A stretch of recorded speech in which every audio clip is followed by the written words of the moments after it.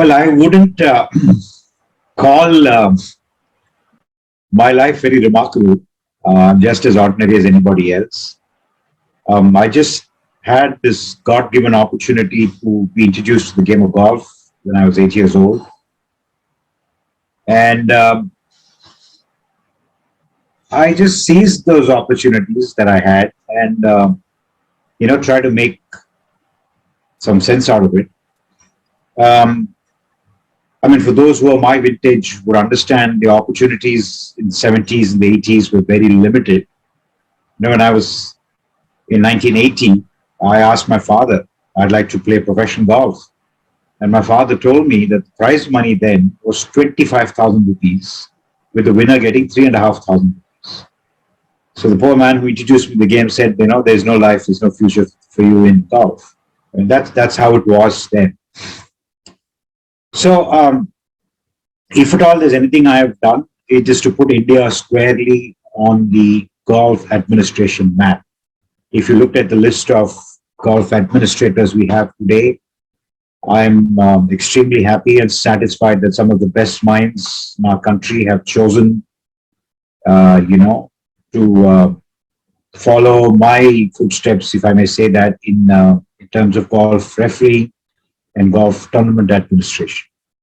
So if there's any little credit I'd like to take, I'd like to stay and restrict myself to the fact that India has a very robust golf technical and rules administration platform.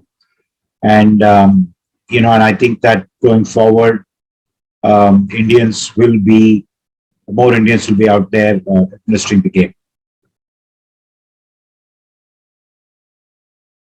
Well, I started, as I said earlier, when I was 8 years old. My uncle had taken a job in Sri Lanka, and he came back with a golf set, and he told my father, I found this new game called golf, why don't we start?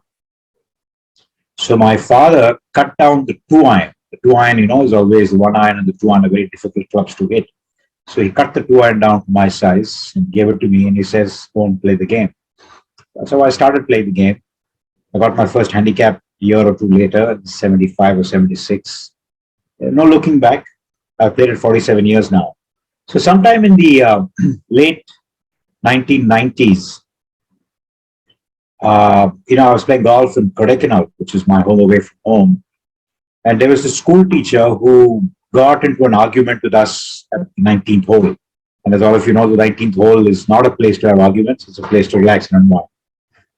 And then we'd be discussing the rule, and obviously I gave my gyan on the rule, and he said to me, what do you know about the rule? So that set me thinking, so I got on and I tried to find out what I could do to know more about the rules.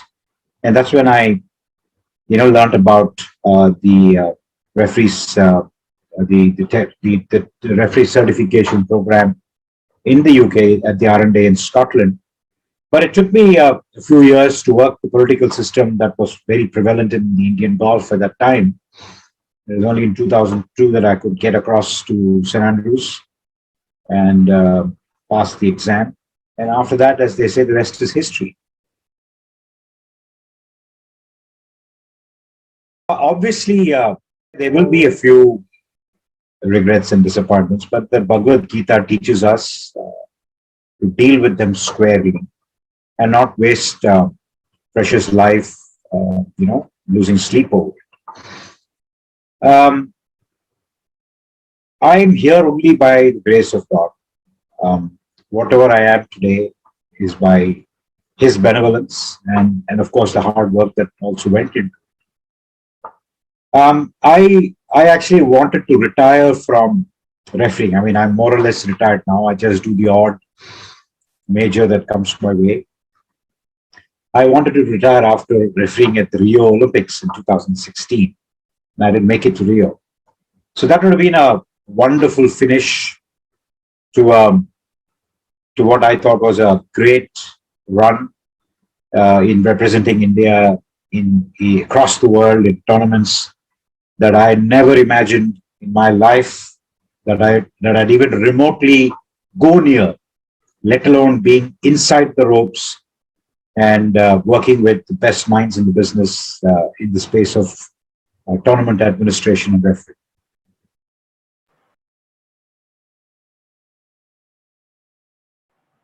Well, I will tell you, my first event was the Australian Open a few months after I passed the exam in Scotland. As you may know, and as the viewers may know, the Australian Open is the world's second oldest professional event after the Open Championship.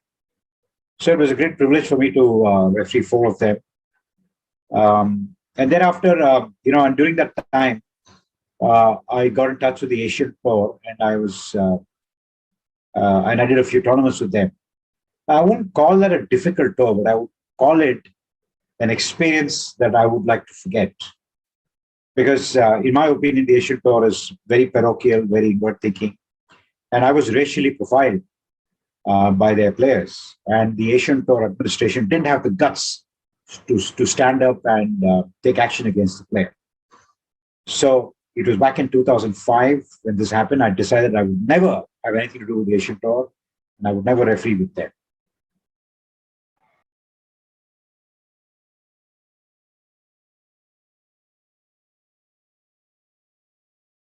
As I said in my opening remarks, if there is any satisfaction I have, it's that the great Indian crab mentality did not creep into the system. You know what I'm talking about. We are very good at doing that. And in 2008, when I joined the Indian Golf Union's Council, I had a very bad experience where I was the first to go to the Open Championship, and then that experience, there was a very bad experience in India, which I don't want to talk about now, but that made me promise to myself that I would establish a system in India where fellow Indians wouldn't have to go through the experience that I did, and that the system would ensure that the best minds are selected and sent out. So in 2011, we signed up, the Indian Golf Union signed up an agreement with the R&A. We were the first country outside of China to implement the three-tier rules education program in India.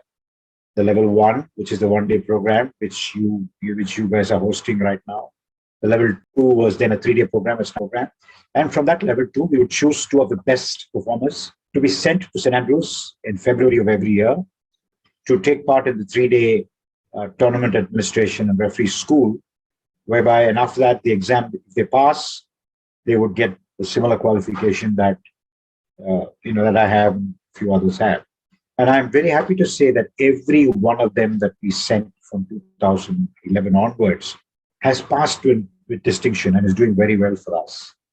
So that is something that actually gladdens my heart, and I'm sure that the current chairman of technical would ensure that this process is continued, perhaps even improve on it. He's a youngster with very great ideas. I'm sure he would work on it and improve on it, and not let that process die down. Now, having worked with the R&A, again, I was very pleasantly surprised to receive a letter in 2007 from the then secretary of the R&A, and in that he writes that they would be delighted if I accepted a membership to the Royal and Ancient Golf Club of St. Andrews. For the golfing world, the Mecca, the home of golf, is St. Andrews, the Royal and Ancient Golf Club. So I thought it was a great privilege to be invited, and and some of the other members of this very prestigious institution are some very eminent people in India before me. Dilip Thomas from Chennai, he's a very well-known administrator. Mr. Avik Sarkar from Calcutta, you know him, he's the owner of the Anand Bazar Patrika. Farooq Abdullah, there's some of the big names of India are members. Mr. Pawan Munjal, whom, as you know, is a great patron of the game of golf, a great supporter of the Indian Golf Union, and the sponsor of the Hero Indian Open.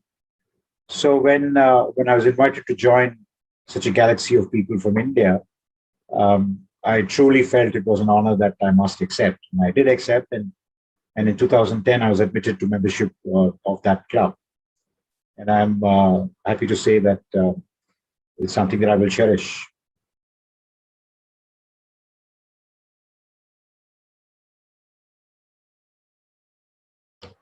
Well, if you take Let's say out of the 32 who have the TARS qualification, I would place the top half as amongst the best in the world. Now, that doesn't mean the bottom half are not good. They're extremely good too. That's the reason why we selected them. They need a little bit more experience, which they will get. And unfortunately, the last 2 years, opportunities to referee have been very few because of COVID. So as they get experience, they're going to get as good or even better than the top half. I mean, the top half, there are two or three names who are really exceptionally good. These are people who make India proud in the events they administer. Many years ago, a newspaper asked me what I considered my role as a referee. And I said to him that we are the backroom boys. And the next day, the headline of that, I think it was Indian Express, who says backroom boys. And that's exactly what we are. We are not to be seen. We're not to be spoken to. We're not to be talked about. We're just there in the background, helping the players quietly go about their business in playing the game and earning the money. Or for amateurs, going about the business and aiming to win the trophy and represent the country or turn professional thereafter. So I would rate referees like Shalini Malik, Krishnan Ganapati, Commander Raghavan, C.S. Murli. I would rate Chandru Kini is one of the newer lot. I would rate these men and women really high up there amongst the world of international referees.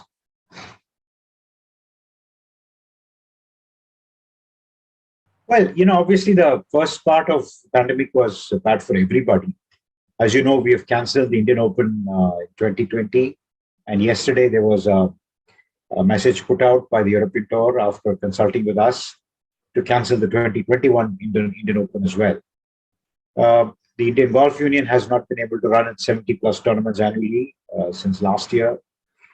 And, obviously our amateurs who are looking to make the mark, play for India, play at the highest level before making a call to turn professional, they haven't had that opportunity.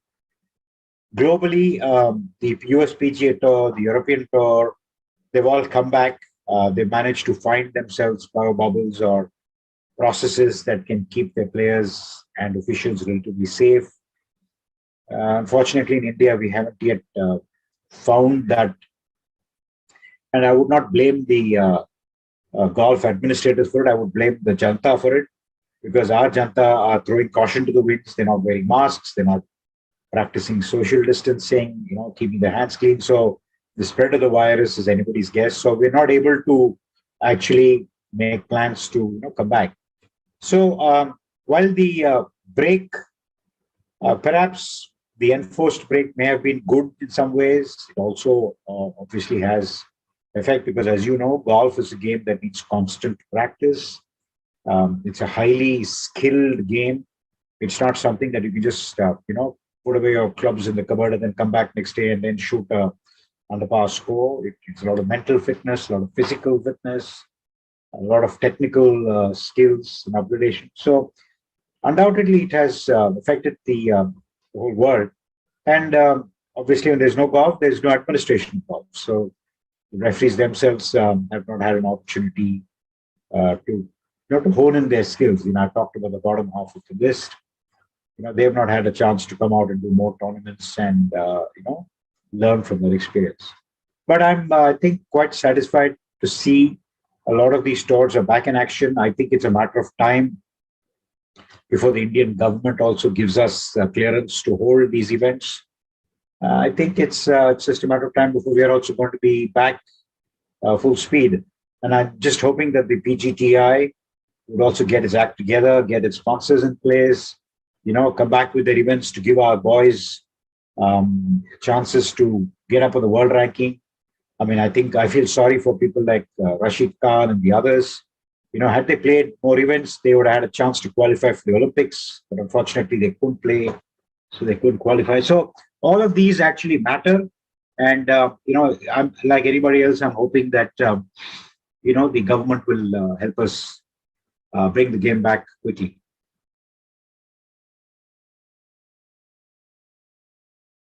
Yeah, well, it was a bit of an innovation on the part of the IGU, working closely with the R&A. The R&A actually gave us some material, and then we were able to sort of convert that and say, okay, if we can't have physical schools, let's just try and do something online. And I think it worked well. We had some reasonably good interest in 2020, and that interest seems to be continuing now. But nothing beats having physical rule schools, because the contact with the participant is very important. We're sort of restricted by time and by technology in sharing a lot of experiences that we have with the participants, and that's something we can actually do when we conduct the school. So typically, the afternoon session of a level 1, we take them on the golf course, into a bunker, into a green, onto a tee box, into a penalty area, and we're demonstrating with physical clubs and balls the rules. And that's when many of us get to talk to them about actual rulings or experiences that we have had. And that adds a lot of knowledge value to these participants. They remember it better when you connect it to an incident with the famous player in a big tournament. So I think going forward, it has to be physical schools. I'm sure the chairman technical, Gaurav Bajaj, will consider it and bring back the physical schools in right earnest. That's a good question. Normally, when somebody says a good question, it means they don't have an answer. But fortunately, I will be able to give you an answer for this. True, we still haven't shed the Nuverish tag of this game. It's still an elitist game in some parts of the country, and we've been working very hard to overturn that misnomer. If you look at it, to get started on golf is cheaper than to buy a cricket kit. If you don't believe me, list out what goes into a cricket bag, total the cost, it will be far greater than what goes into half a set of golf clubs. Now, golf, unfortunately, can't be played in every nook and corner. So the strategy plan of the Indian Golf Union is working on more, obviously, public courses. The government of India has identified the Sports Authority of India, SAI, as the nodal agency to help grow the game. So we're working closely with them. Another concept that's been introduced is, like in America, they have street corner basketball courts in every town. So we are trying to work with industrialists and entrepreneurs and people who hold land banks to give us, say, about 4,800 square feet of land, or even 2,400 square feet of land, where we can establish a small pitch and putt with the driving net and get people started, particularly in tier 2 and tier 3 towns. Coupled with this, we hope to give them access to nearby golf courses for 5 rounds of golf after entering into an agreement with that club. And after 5 rounds of golf, they get a temporary handicap through the World Handicap System. Now, what we are seeing is that golf is now an aspirational sport, and also a lot of youngsters with good spending, income wanting to take up this game. And also, we've seen prior to the pandemic, a lot of these people traveling. So if we can give them the basic rudiments of the game and give them the World Handicap System, we feel that we can reach our target of 500,000 golfers in India by 2030. And that's our stated objective. So building golf courses is not going to be the key going forward, because the cost of land is prohibitively high. And today, real estate developers will build a golf course so long as you can buy a 7 crore apartment around the golf course. Now, you know that there are very few people in this country who can afford a 7 crore apartment. So these are some of the plans that the Indian Golf Union has. And we are hoping that once COVID is lifted, we can hit the ground running to develop grassroots and junior golf in this manner. In a country that's cricket crazy, the golfers who are out there playing on some of the major tours unfortunately don't get the credit that they should get. Now, having seen competitive golf up close and personal, I know that there is a uh, very small divide between the top golfer, international golfer, and our top golfers. I think it's just a matter of time before you have an Indian name on a major leaderboard. There is this great story of Shiv Kapoor leading the Open Championship at Muirfield. He was 4 under. I was refereeing that game that day, and his father comes up and says, "Don't leave his side. If you're there, he's going to shoot and he's going to win this event." And actually, the R&A published this in the newspapers, the television. Uh, Unfortunately, he got a bad time, and he sort of lost his rhythm and he fell off. But to say, people like Shiv Kapoor and Anirban and Gags Buller, Shubankars, I mean, you can't exclude the Chikkas and the Kalins and the Rashids. There are any number of these players who are just waiting and who are, I'm sure, ready to, showcase their skills. And in the old days, we never had an Indian in the top tennis other than Ramanathan Krishnan and Vijay Mitraj. But the tennis circus used to say that Vijay Mitraj was good enough to beat anybody in the top 10 of the world of his time. So that's how it is in today's golf as well. I feel that our golfers are just about good enough, to take the best on. I think it's just a matter of time.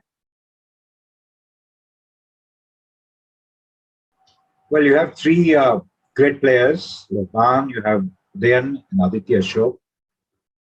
And, it's golf is that kind of game, right? It's on that day, it's how you are and how you click and how your mental strength is and how your mental status is. So you can just have a brilliant week. Richard Bland showed it. 48. He won his first tournament on the European Tour. He's a journeyman. He's played every tournament for the last 30 years or 25 years. And at 48, he went and won a European Tour event.